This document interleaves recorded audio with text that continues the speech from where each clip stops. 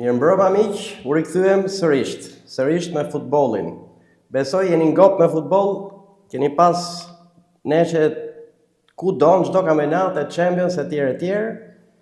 Dhe fjala e parë i bie ose batuta e parë që këtu merr fund te narrativa Gerit, Interi e gropos përfundimisht kampionatin. Gero, mirëmbrëma. Mirëmbrëma, po këtu tani është groposja kampionatit, tu jemi me ato 12 pikë para Interi tani është e pamundur, domethënë se Interi mund dali që dielën kampion, marrën shumë gjona për Serie A, mbyllën shumë kritika të Çivut, që në fillim nisën si të forta në kalkulimet që bënin vetë Serie A, bënin ato ambiente që lidhte analistët e Serie A, gjë që lidhni me Çivun, gjë që nuk e besonin që do ishte kampioni Serie A, sepse erdhi me vrull duke marrë parasysh që ka qenë thjesht trajneri i Parmës, dhe nuk është se ka qenë një trajner me famë ose diçka ku të thoshti, ka Interi në vlla, themi atë që është, por 12 pikë, domethënë nuk kam mirë se vjen ke karroca e fitimtarëve. Dhe u bindë edhe ti tash ti hypesh karrocës fitimtarëve mas kaq javësh. Ja tani të mbaroj kampionatin, dorëzojmë atë titullin që morëm ne edhe me ato gabimet tona. Unë ta pata parashiku me qef kisha dilte në Napoli, por e pa mundur fare, po që prandaj thash Interi. Atëherë Interi kishte ndeshje me Cagliarin këtë javë, po flasim për Serie A. 3-0, pa histori Gero. Pjesa parë 0-0. U duki çik kështu si ritëm, po thanë ato, atë luajmë ne tash në pjesë 2, thanë ato pastaj. Filloi makineria, domethënë atë luajmë ne në pjesë 2, edhe Turan Barella Zielinski për të mbyllur edhe një super gol i Zielinskit, domethënë ai bën gjithmonë të shënoj edhe me kombëtarën tonë në ato ritme, po Zielinski po tregonte një herë që kena bërë shumë gabim që e kena shit. Deri që çum nivelin për ta thënë Napoli po flas në këtë rast, për ta çuar deri në nivelin që Zielinski tiku me parametër 0. Një nga lojtarët që ti duhet ta ruash. Nuk është se Napoli e shiti Zielinski me një dëshirë, Zielinski e mbylli ciklin e vet ke Napoli, shumë vite nuk i ma dot lojtarët me zor. Domethënë kisha ardhur momenti për të ndryshuar ambient. Edhe iku pa probleme, pa kështu. Dhe mos harro se Zielinski luajti edhe ke Interi që domethënë herë ka luajt, herë s'ka luajt, kurse ke Napoli ai kishte vendin që duhet lute, ndoshta nuk ishte për gjithë kampionatin për 90 minuta. Por ke Interi ka paraqit super form. Super goli ishte. Por unë më shumë më pëlqeu goli Barellës se sa i Zielinskit. I Zielinskit kishte koordinim shumë sakt, çoj topin aty ku desh. Po ajo e Barellës kishte një dinamik papame, domethënë një grind papame, u fut brenda zonës në akrobacie sipër, i ra topit ndërkohë që mbrojtësi erdhi me myll, që aty shumë lojtarë edhe nga Afrika që mbrojtësi të ngre komën, e ngrej çik komën dhe ti kur i bi, ndryshon trajektorin topit edhe çon në tribunë. Po ai e qau atë golin pëlqeu shumë ai Barellës. Mua Interi sezonit, të them të vërtetën tani, nuk kema që duhet i lajm Hakun, duhet i falim Hakun kampionit. Në këtë rast pa diskutim Interit në rastin konkret. Ore Ger, për një posibilitet Interi të humbi 4 neshe për shumë rjesht. Pse? Qa ka Ger? Ama qaku, ndodhin këto burma tani, po qaku të humbi Interi. Ta kthejmë shumë me shakatë që. Dëgjoj, Interi të humbi 4 neshe. Po, dhe do dalim dhe o Napoli o Milani ose të dyja, ti fitojnë të 4. Po, përveç me dalë të dyja kampion, pastaj. To sa e fort bëhet Serie A, Geri. Geri, këtë ta kesh mësim për herë tjetrën. Që mos. Domethënë, punohu shivi ti gjërat më. Po ja, shika. Unë nuk e prisja Interi duke parë trajnerin. Trajner erdhi nga një formë, nga një Parma, dhe nuk e mora të parasysh që ai do mbaj mirë formën e Interit. Duke pa që nuk ka mund Interi këtë vit, s'ka mund asnjë ekip fort të burr. Ç'a po flasim, ka mund vetëm ekipe të forta. Po flasim, ka mund vetëm ekipe të dobta. Ka mund gjithë ekipet e dobta që ka bëu hajër për kampionatin. Gjëja që bën një vjet Conte, që mori kampionatin, që mundi gjithë ekipet e vogla dhe nuk mundi ekipet e forta. Po mirë, tash kur bëhet një kampionat veç që bëhet vetëm lynë të fortat, Ne ka thënë De Laurentiis. Shohim kush do fitojë. E ka thënë De Laurentiis ta bëjmë kampionat me 16 Kampionati ustallarët e Serie A-s, këto trajnerët e gavetës, gjithë këto thonë, kampionati fitohet me ekipet e vogla.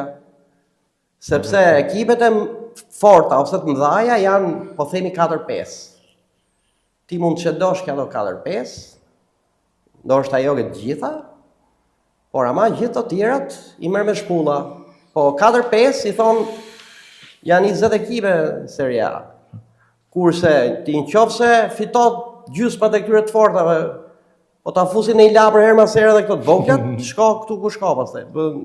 Domethënë nuk mund të akuzosh Interin pse si ka fituar të gjitha ose s'ka marrë shumë pikë me të fortat, po ka marrë me të voglat. Ti ku e kisha unë idenë time, e kisha këtu që Interi nuk e ka potencialin trafi ekipet e forta. Ja. Tu do të kapemi tani ne. Sepse, se siç ndodhi dhe në Champions League e njëjta gjë ndodhi. Rafi mundi ekipet e forta dhe la pikë me ekipet e mëdha. Prapë e njëjta gjë. E mundi Liverpooli, e mundi City, e mundi Liverpooli, e mundi edhe një ekip tjetër i fortë që mos. Po Argentina ka raf? Jo, Argentina jo. Këtë pyetje ta bëra sepse Gero po flasim për Serie A, kur dela ne pastaj është çështje tjetër. Shikoj më çfarë ndodh më burr. E kisha një kandidatur tjetër burr. Bravo Interit për titull. Nuk e vënë në diskutim të pjesën, sepse ka mundur ka marrë kampionatin këtë vit me shumë shkëputje. Gjë që bëri Napoli para 3 vitesh me Spallettin, domethënë. Këtë vit pak a shumë e bëri një repeat Interi. Domethënë duke pa klasin në thonjzat lojtarëve, po që edhe Interi besoj do rinovojë ekipin, pasi klasi nuk mbetet me i njëjtë, si ke Barella, si ke Çalhanoğlu, besoj se do ketë një rikuperim dhe lojtarë të ri në produktivitet në vet, po shohim se çfarë do ndodhi sezoni i ardhshëm, se ky sezon iku. Të iku Geri më në fund. Okej. Kaq kishim për Interin dhe kopsiti neshën 3-0 tham. Ndeshja tjetër zhgënjyse Geri, Ik mos dil fare që kjo neshja bu. Pse alla e shkru këtë neshje? Napoli Lazio. Pse alla e shkru këtë neshje më bu? Ik valla mos e shkruaj fare, nuk e pash fare. Napoli Lazio ne ta themi statistikë para se të nisim bisedën. Po, ma thuj. Napoli Lazio 0-2, kançelieri bazik. Napoli nuk godet asnjëherë në portë. Pa, shumë e dobët. Ishte, po, kam përshtypje mund të ketë qenë ndeshja më e dobët e historisë Contes me Napolin. Është deklarat kjo, është çike fort, jo si deklarat, po okay. Ndeshja më e dobët kjo ka qenë, don pa ide, shumë ngadalë, topi xhirote shumë ngadalë, pasimet pa ne fantazi, majtas djathtas, ishte shumë steril.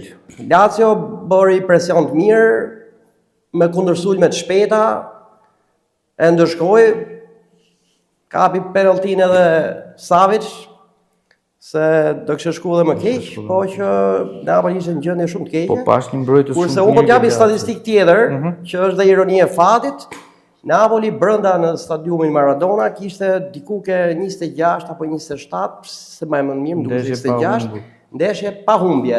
Dhe humbja e fundit ishte me Lazio. Na mbyllën ciklin në rafën. Po na mori pikët sepse ishte për të rrit vendin e dytë. Për ta kompletuar. Jo, vendi i dytë do ketë ritëm deri në fund, nuk jo, që do ketë sa aty janë, po momentalisht ne ishim vend dytë, edhe thjesht vendi i dytë moralisht sepse nuk është se bëni ndryshim i dyti me tretin. Jo, ndryshimi i dyti me tretin është vetëm që kur luhet ajo Superkupa që bën to ekipet, Superkupa që bën Italia, Superkupa Italisë, ka kualifikohet vetëm e para dhe e dyta në automatikisht, kurse ajo që merr kupën pastaj nuk është një stimul i madh. Kam përshtypjen nuk është një stimul i madh. Po pse ti që e morë vjetat e si e kanë një stimul çfarë? Jo. Flasëm në realitet tani e burr. Se Conte dha deklaratën, tha i dyti si tha është humbsi më i madh, tha. Nëse kam shtypje edhe për tretin kështu vle, po hajt. Shiko, mu Conte, ta kam thënë mendimin tim, nuk është ke trajnerët e mi të preferuar, nuk pëlqen stili i tij Contes pasi të mund në atë kontekstin e vet 1-0 dhe nuk ka produktivitet loje. Conte nuk di të nxjerrë lojë, Conte di vetëm mbrohet shumë mirë dhe të nxjerrë 1 ose 2 ndeshje. më tepër nuk të nxjerr Conte. Ditët të nxjerri në zonën Champions, është javë që të nxjerri në zonën Champions, nuk po marr si të mirë fill ato që bëri vjet, pasi ishte vetëm me një kompeticion dhe ne e dim shumë mirë se si është Conte me një kompeticion, dhe ne e dim shumë mirë se çfarë bën Conte me një kompeticion, është javë ta fitoj kupën, gjatë që nuk ju deshifrua këtë vit, sepse u eliminua dhe shpejt nga Champions, po prap këtë vit e kishte vit zgënjys dhe për mua nuk duhet të ketë rinovim Conte Napoli në këtë vështrimin tim.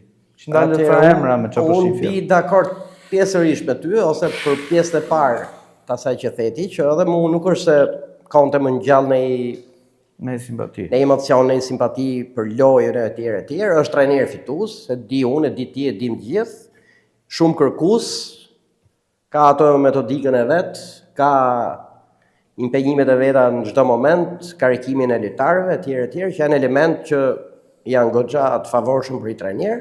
Thash që pjesa e lojës nuk është se është wow, as mua nuk është se më tërheq në gjë, por pjesa tjetër që nuk bi dakord me ty është unë do ta doja edhe vitin tjetër Conten për arsyen se këtë vit ne bash sa herë kemi bë muhabet ti dhe pyetjet që të kam bëu ti nuk e ke majt mend dot se sa lojtar vram ka pas Napoli. Gjithmonë të gjisha unë dhe 2 tjerë, se më thëshe 5 harreshe 2, thëshe 6 harreshe 3 tjerë.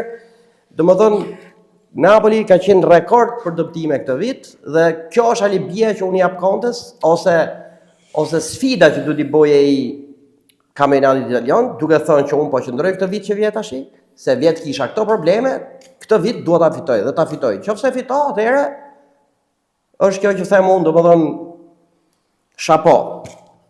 Por që këtë vit unë nuk kisha shpresë fitoja kampionat me aq shumë dëmtime, se thash u bë kaq vite që ndjek Napoli, unë s'ma mend që nuk ka pas. Ky është them unë muhabet zarash pastaj me dëmtimet. Ky është muhabet zarash pastaj me Conte, që është muhabet bixhozi vëlla.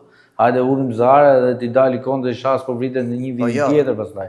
Se kshu i bie. Mirë, kush e fiton vitin tjetër Gero? Po ku di Zara, po hapra për Conten. Po çfarë do ullim zara? Conten i hudh zara. Po jo, më po them pra. Po edhe për Interin edhe për Milan, ishte për çdo lloj ekipi.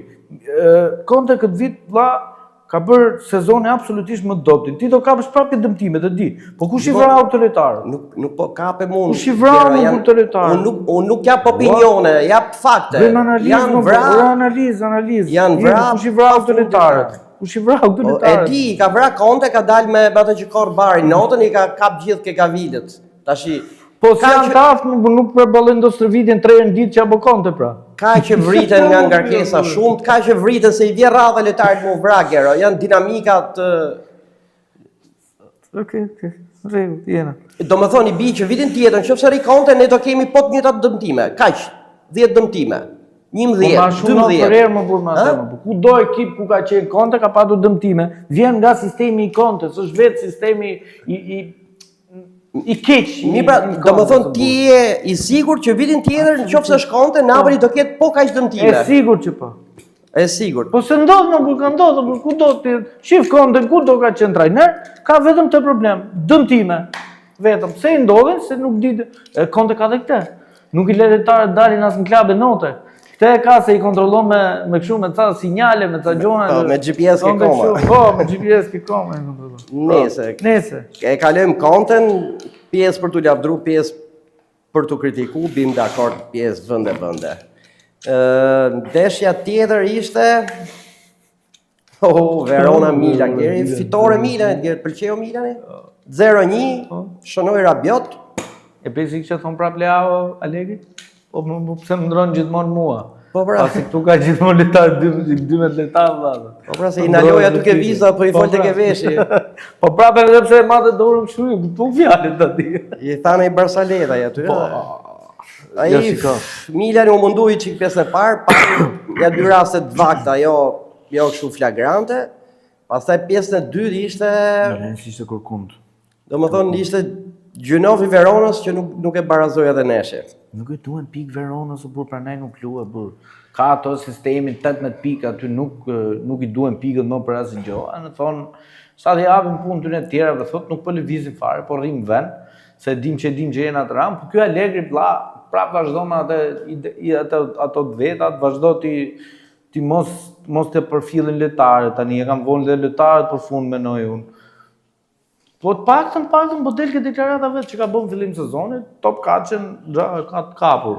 Paktën. Jemi te ke gjë që duke pa dhe neshin e javës së ardhshme Milan Juve, haf diskutime dhe kjo pjesa, pastaj që mund të jetë një neshi që Milani mund t'i japi pozitën, mund të forcoj pozitën e qenurit top 4. Ajo loja Allegrit as mos më gjithë. nuk ka të rreqë një herë, po edhe me Milanin se jemi ke kjo, domethënë Allegrit i thenja 3-4 fjali me kritika me një zë shumë të shtruar, ndërkohë që Allegri kishte një kompeticion këtë vit, kurse Contes Po sa shpejt u eliminu Conte nga Champions League? po s'ka rëndësi pra. Unë mua më kujtohen tifozat e Milanit kur ju vraja 2 neshe i herë Modric i herë Rabiot, kena mungesa, kena 2. Gero. Po sa aq ka pra? Aq ka pra? Tru ekipi. Po kur të vritën 12 apo i sojesh pastaj, kanari i sojesh. Okej. Sassuolo Como, hap falsi Komos, e abiq me kjo. Como po filloi duke lënë pikë në javët më decisive të vetat. Shënon Niko Paz, po Nuk e priça, jo, këtu shënoj Niko Paz ke Como jashtë tani dhe rrezikon dhe pjesën e Champions League-s, ta thash që nëse rikthehet gjithmonë në zonja vjetër ka atë intensitetin më të lartë se Como. Kjo se ka diskutime, domethënë. Po Como në fund le ta them që ka unë 2 neshje shumë të forta që mund të forcote pozitat për Final Four. Për që domethënë top kaçë brenda, e kupton? Po prap nuk ajo pjesa e qenurit automatiko të Fabregazit, si duket i ka ra dhe ritmi i qenurit lojtar, se është ajo analiza që kemi bë në fillim të episodeve, duke parë lojtarët e Komos. Domethënë ishin lojtarë që nuk njihen, përveç mund vë, si më thon, dorën zjarr për Niko Pazin që absolutisht e njohim dhe ja dim cilësitë. Unë nuk kam parë në gjë të Como pastaj që mund të më ndjellin ndonjë interes të mirë nga ana futbollistike ose mund të sjelli produktivitet. Mund të jetë ai si Duvikas, por nuk është se kam parë ai tjetër që thosh ti ky lojtar është i mirë ose ky X lojtar është i keq. Domethënë, kjo është pak a shumë ideja që mu bazon që Como këtë vit tani mund ta rrezikoj shumë Champions League-ën. kam përshtypje që gaboi rënd, u bëhet 2 herë, edhe me ritmin e Juventusit, mos them e pamundur, po e ka shumë vështirë. Ndeshja tjetër ishte Roma-Atalanta. 1-1. 1-1, kjo ishte ndeshje kok, kush i fuste bryli njëra tjetrës, ndan nga i pikë, që mund të them ndan nga i pikë që si bote puna asnjënës. Të dyja ishin fitoret, Krstovic për Atalantën edhe Hermoso i mbrojtësi i Romës. Gol, boni edhe i shtyll tjetër Hermoso, boni neshë të mirë ai, po Roma nuk e kapitalizoi gjithë 3 pikshin këtë javë, duhet kishte fituar që të rrinte aty në valle. Ishte qarë Juves, kjo Juvja fitoi. Po. Kalojmë nga ndeshja tjetër. Duke kalu dhe ke Juvja Bologna që fitoi 2-0, fitoi Pastër me super lojë. Bëri gol David. Kush pas ka shënuar? Po do e shtyte David aty, po Juvja luti shumë mirë, duke pas mungesë edhe Ildis, madje Ildis kur u fut nuk dha, ishte dobët, nuk ishte në ditën e vet mirë. Po që në tërësi Juventus i bën një lojë shumë të mirë. Kjo mbetet për të parë tash në vazhdim, sepse mund të jetë dali bija e Bolognës që vite nga neshja me Aston Villën, që vite shkatërume, dhe ndoshta fizikisht e gjeti shumë të rënume. Shumë për tokë, po. Por përsa i përket pjesës Juventus, bëni shumë lojë të mirë. Kuptoj. Edhe kam përshtypjen që duhet ta shohim ke javë të tjera sepse ka rregulluar goxha lojën, intensitetin e Java ardhshme mund vendosit e pjesën top 4 për top 4 se ka shumë mundësi e neshjet. Po, java tjetër është shumë e rëndësishme për këto dyja, për Milan dhe Juventusin. Është gja e mbyllur si Unë e shoh që mund t'i fusin edhe një barazim ato të dyja. Po është pa vlefshëm për të dyja. Jo, Napoli ka Cremonezën javës tjetër, premten. Dhe një fitore Napoli çalon të shkojnë 69. Milani ngec në 67. Gero, po Është luftë mes të dyjave. Gjerë, mvaret nga shef hënën, nga kushan. Po, E Allegri nuk e shef nga ona jote. Sepse Allegri nuk ka jeta vdekje të zeve në dytë. Allegri ka jeta vdekje mos hum Championsin plago. Që kështu duke dalë barazim me Juventusin, ma një kundërshtar e ma largë. Ma E kupton? Më në komën largë, se Juve është gjaj hyme. Mirë pra mirë, kur them Juven do të thotë çka ka mrapa. Po pra, Juvja ka komën që është gjaj shkëputme, dhe se nuk po e kuptojmë logjikën. Logjika është e Edhe tillë. herë, është Juvja është koma, domethënë se Juven ka më afër. Po pra Juvja është brenda, po nëse rrifet, koma fiton, ngushtohet diferenca. 6 Domethënë komo, Qameti, nuk ka ç'a bën më tepër, është 5 pikë mrapa, nuk ka Qamet me çata kapi Milanin komo, se ka bë 2 umi rresht, nuk e kap dot. sa pikë është mrapa? 5 pikë, jo, tani bie është, aktualisht është si bie. 66 Milani, 58 Como, është 8 pikë para Milani. Po Roma? Roma është distancuar, po. Ja, ma shivi çik ma verifikoj, jo. Roma është Domethënë, unë ka përshtypje që një barazim është 58, është barazim me Komon. Janë barazime të dyja 8 pikë, po. Nuk e kapit dot Milani. nesër, As po Napoli as Milani, nuk kanë shans. Duke- Les Napoli e ka gëtjallë blindume. duke ditë Allegri që barazimin e gjuhë në këtë raste, kam përshtypjen që kanë ka marrë lënë i barazim të dyja. Domethënë, jo do ta lejnë kështu, po do lyhen për barazim mos dëmtohen. Do luajmë vetëm një neshë që është big match edhe hajde gjejmë një pikë për shtatse. Duhet të kujtojmë që edhe Spalletti ka rinovu. Më në fund, mba mend si thash këtu e sa seri përpara që duhet ta rinovojë, ti the po se kapi Championsin, s'duhet ta rinovojë. Unë pa ta thonë, Spalletti është shtylla Juventusit në këtë moment. Duhet thash hysh atëherë, duhet i rinovojë se s'bo pa kusht hyn apo jo në Champions. Sepse po të heqë dhe Spallettin, do futet ke rrethi vicioz i gjithë këtyre trajnerëve këto 5 vjet, edhe të filleshin gjërat nga e para, kurse Shiko. rinovimi i Spallettit për mua është vendim shumë i fortë për Juventus si klub. I tha, ti e këtu tashi, vazhdo punën. Shiko, ke Spalletti jam dhe ke kjo, Spalletti do merkato shumë të rëndë. Ne njohim nga Napoli se çfarë lojtarësh kishte ai që doli kampion. Spalletti do merkato që do të rinovoj.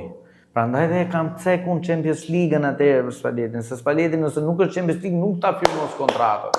Ta rrosh të pjesën, nuk është nga ato tipa Spalletti që të lutuj vetëm për kampionat ose për Conference League ose për Europa League. Nuk është nga ato arbitrat. Ashtu trajnera Allegri. Spalletti nuk më pret Reali. Spallettin edhe po ti thotë Juvja do rinovosh, po i thot Juvja për rinovim, nuk po i thot Sassuolo Gero.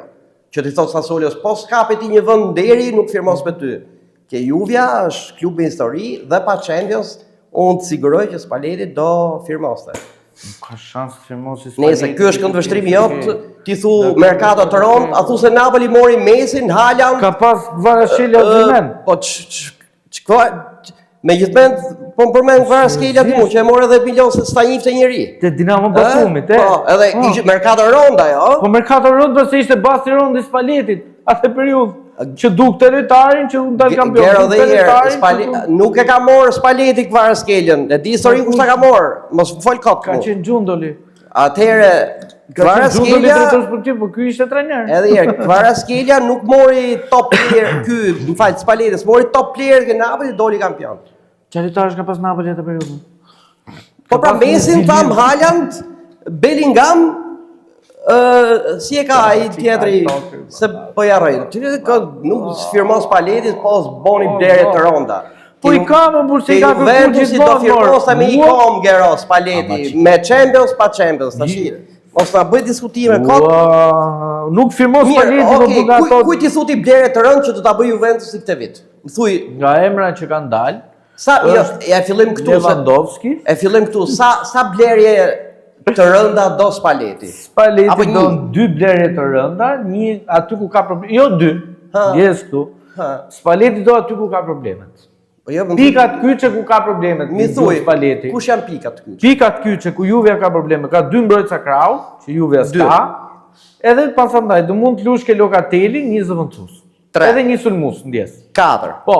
Portierin do më ndru? Jo, Jo, e kam mirë atë di Grigori, pëlqej. O, jemi ke 4. Po. Dhe ti, se tash du t'i përmbahesh Po. termit që përdor.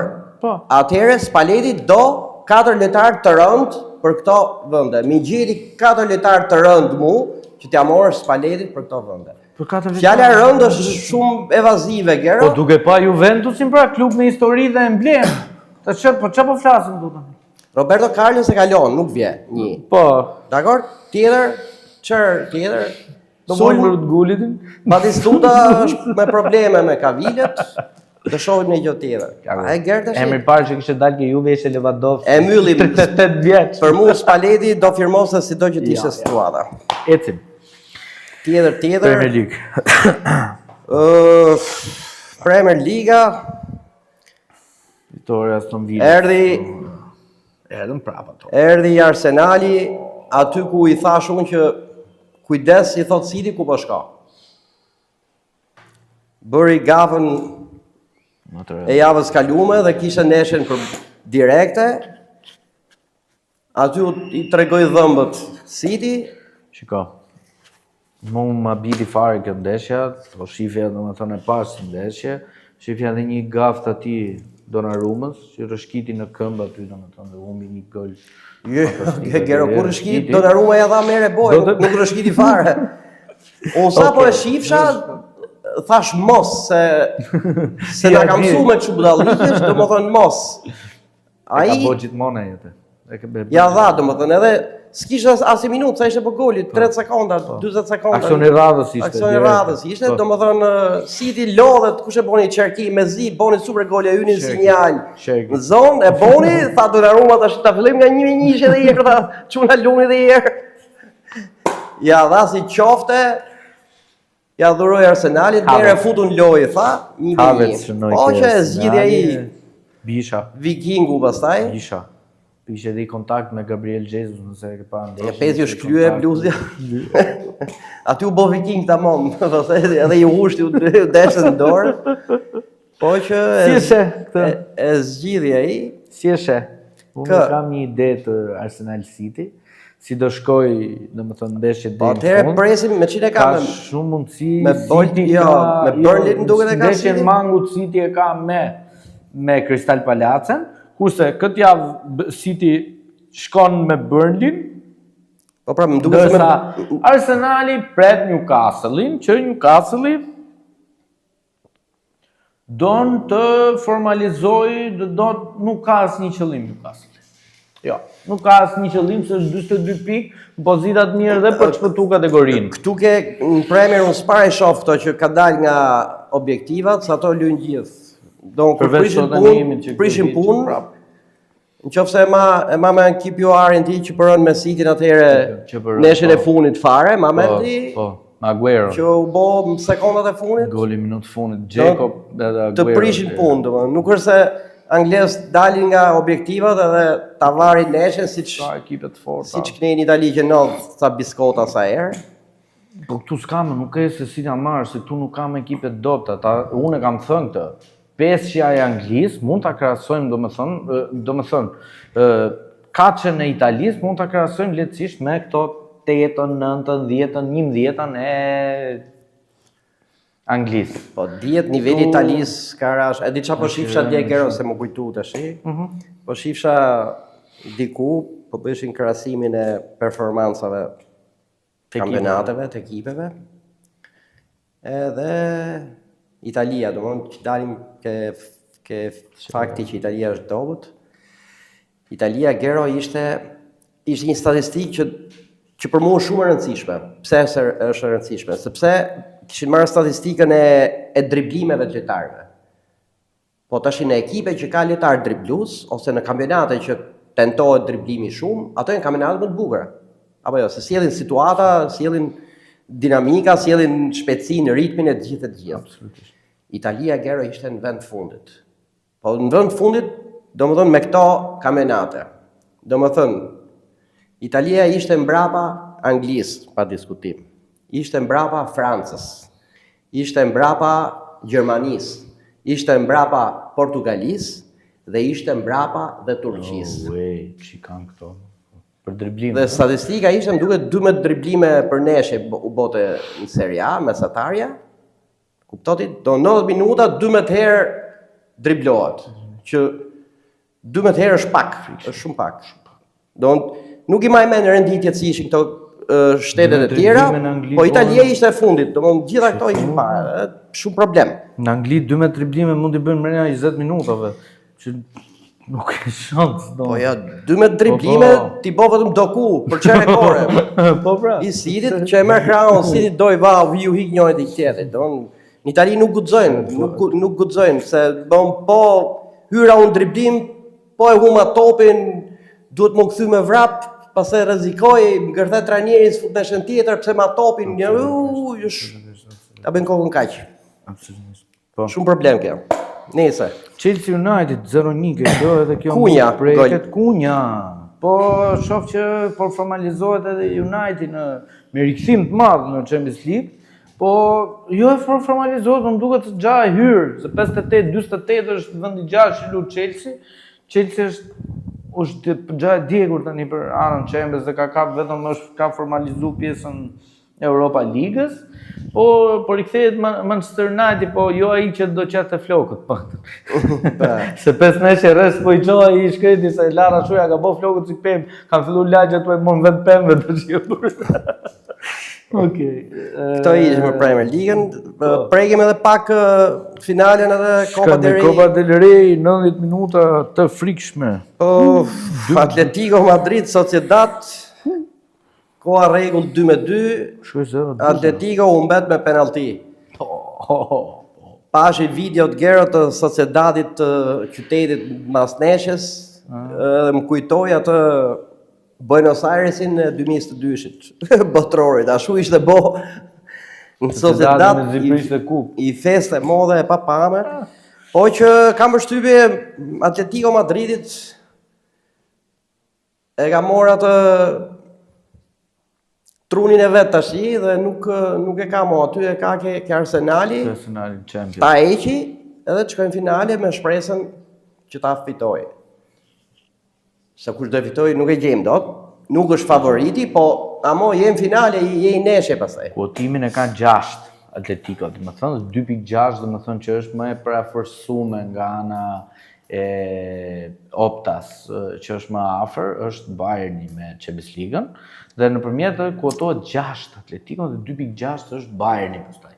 Edhe diku te 2.9 Arsenali që vazhdon dhe 3.2 është Parisi pastaj. Si gjithmonë sipas Optas, por unë shikoj gjë. Është një nga trajnerët më të mirë që ka dhe më i paguari ke Atletico Madridit, por ky nuk është trajner për finale. Ky të çon deri aty te uji, po nuk t'jep ujë në fund, se s'di që ta marri finale. Ema nuk është puna ta marri, s'është ka dalë 6 herë finale dhe ka humbur 6 herë. Ka shku 2 herë me po mirë pra, ja ka marrë Realin në sekondën e fundit, ti e di shumë mirë ka bërë Sergio Ramos gol. Tash ishte gabimi i këtit. I Simeones që në sekondë fundit aty t'ia zë koka dhe hyj topi mrena. Tash po të vim, po të fesem trajnerësh për këto episode kështu që ndodhi një herë 500 neshe, tjetër muhabet. Absolutisht. Ai është trajner që të motivohet shumë dhe ai ka piksunim që shkojnë finale. Pastaj fito, aty ai do hy me kokë, do vej ato buzin, do mori trenin, makinat e çunit xhajës, e do i veke zonat, se është finale kero. Okej. Pra ne kishte kështu në Sociedadin nuk pati shumë impenjim të madh. Kjo ishte edhe Copa del Rey. E mbyllim këtë pjesë të parë. Rikthehemi në pjesën e dytë, do kemi ca kuriozitete apo dhe lajme nga bota e futbollit. Do flasim pak për Ligue 1-in, për javë fallës Parisit, pak nga Besneti dhe Bundesliga. Rikthehemi në pjesën e dytë.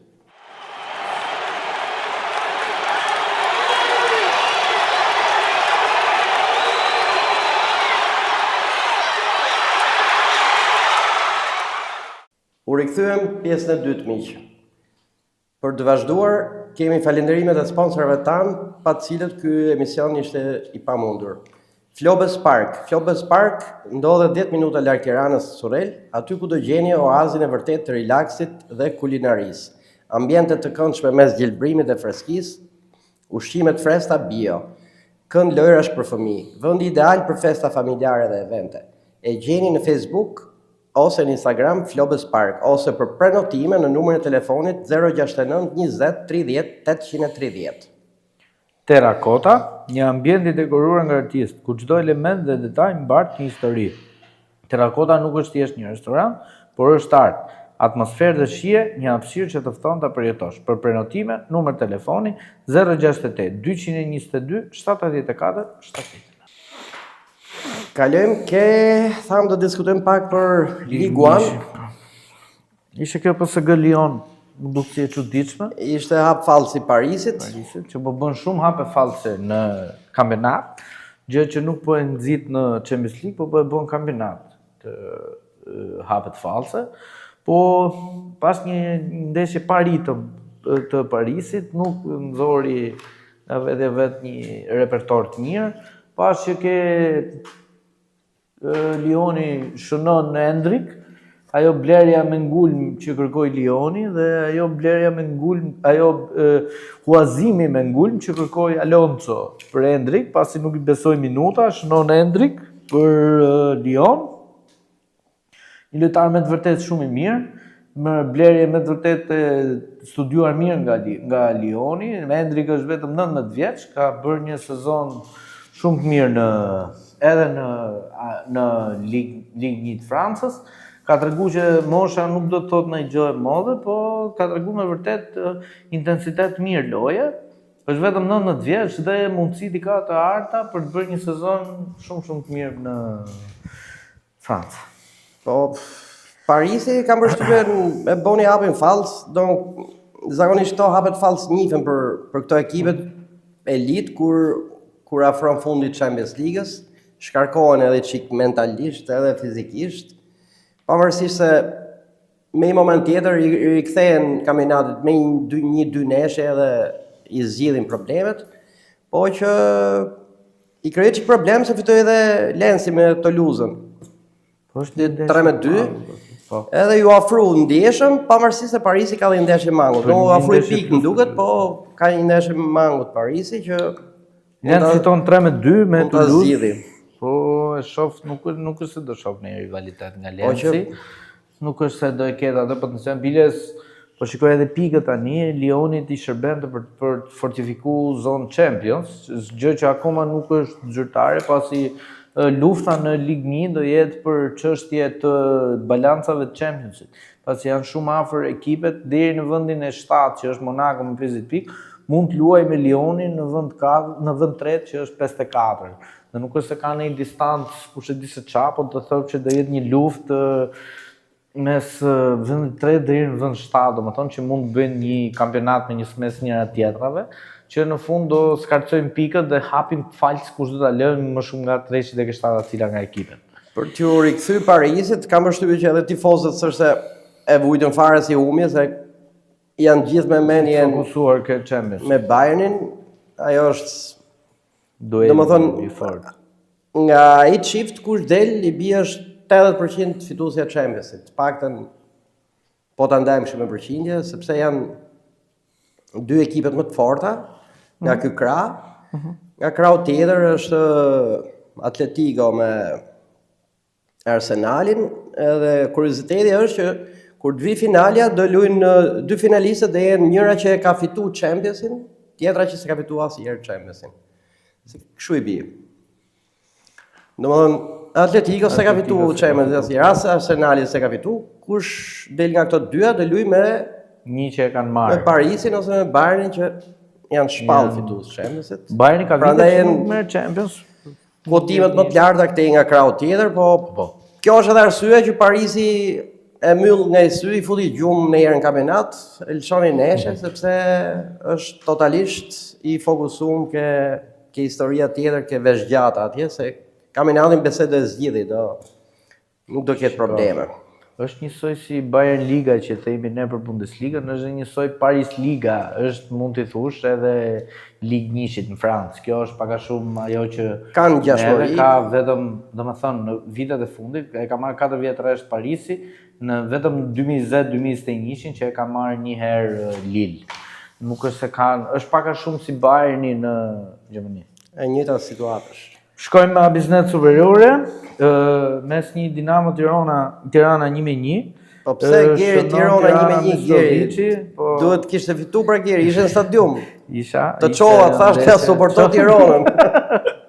E suportova, po ishte një dikush, një vajzë aty që se e kena pas të ftuar në emision, ajo na braktis prap aty.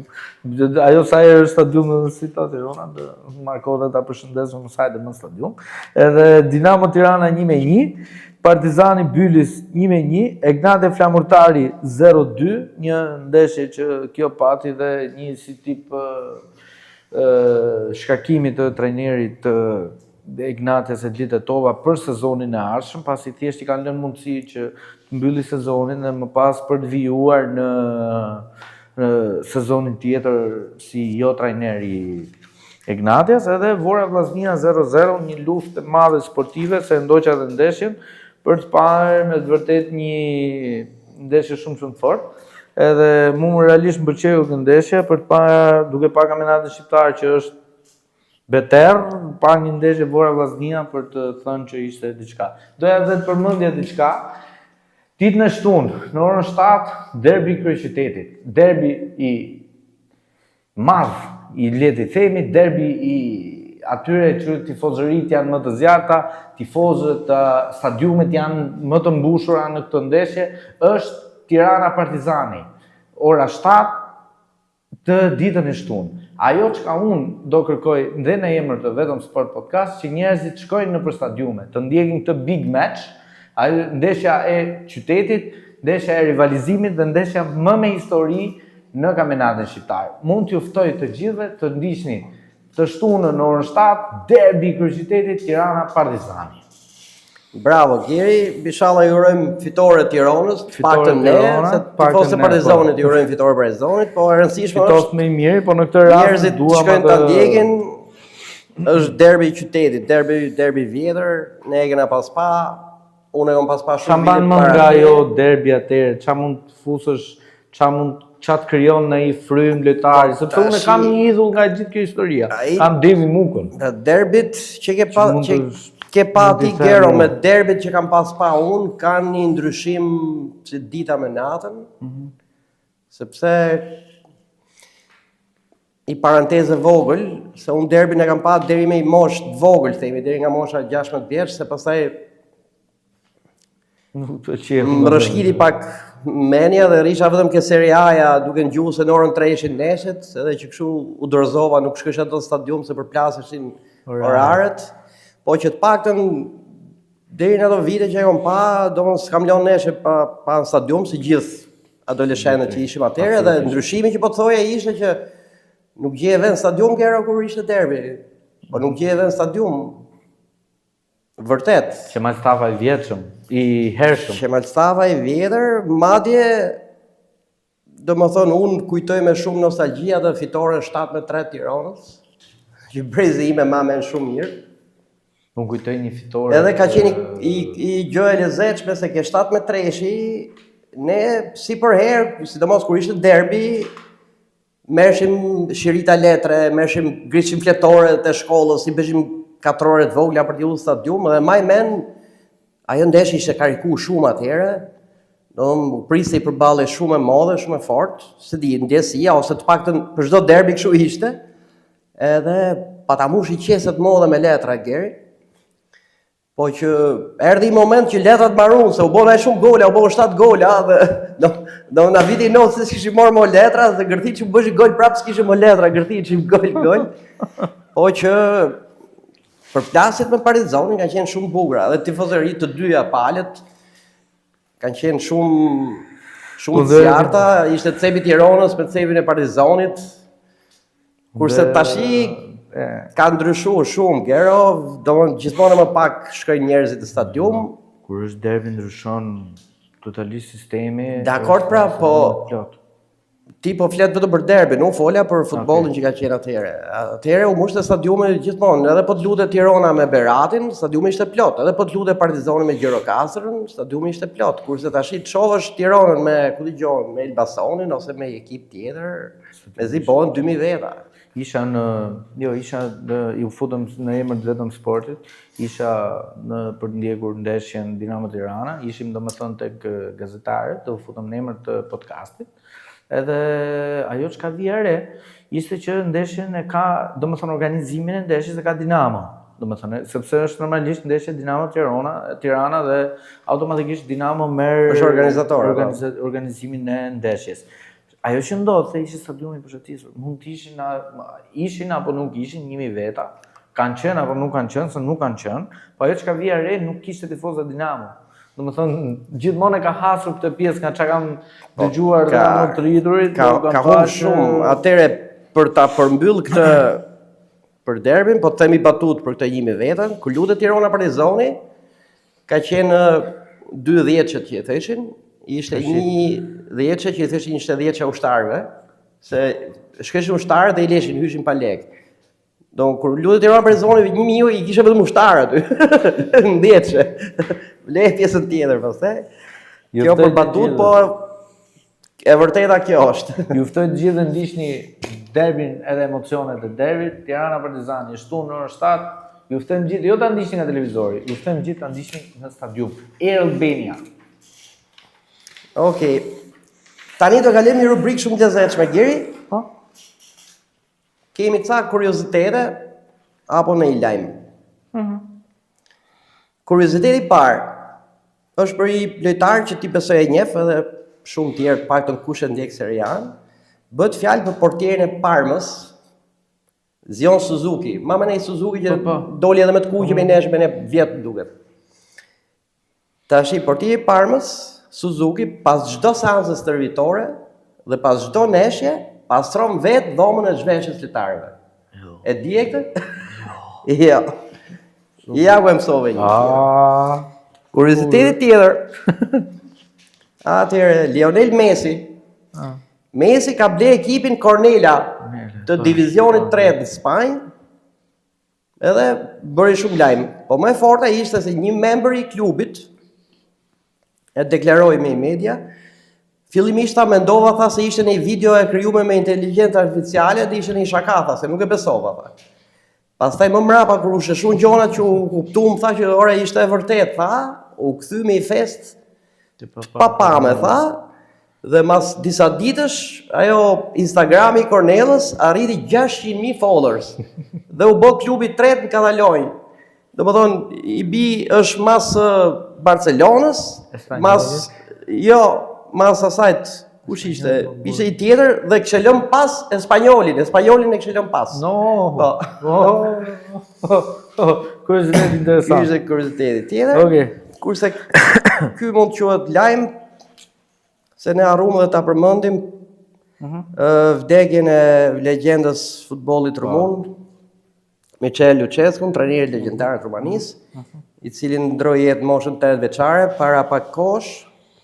Edhe Federata Rumune bëri zgjedhjen për trajnerin e ri dhe ja besoi legjendë tjetër të futbollit, George Hagi. Po.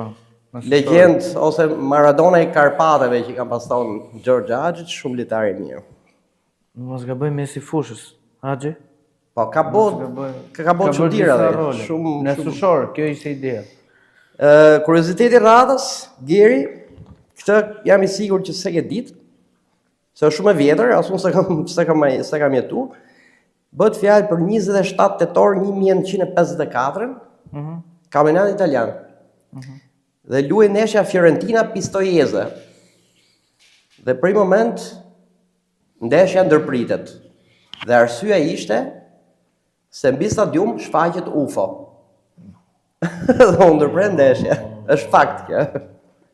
Kurioziteti i fundit, në 1996 në Giri, në Premier League, bëhet lançimi një topi të prodhuar nga Nike. Topi kishte ngjyra portokalli dhe me canjolla të zeza, duke menduar që ishte më i dukshëm në periudhën e dimrit.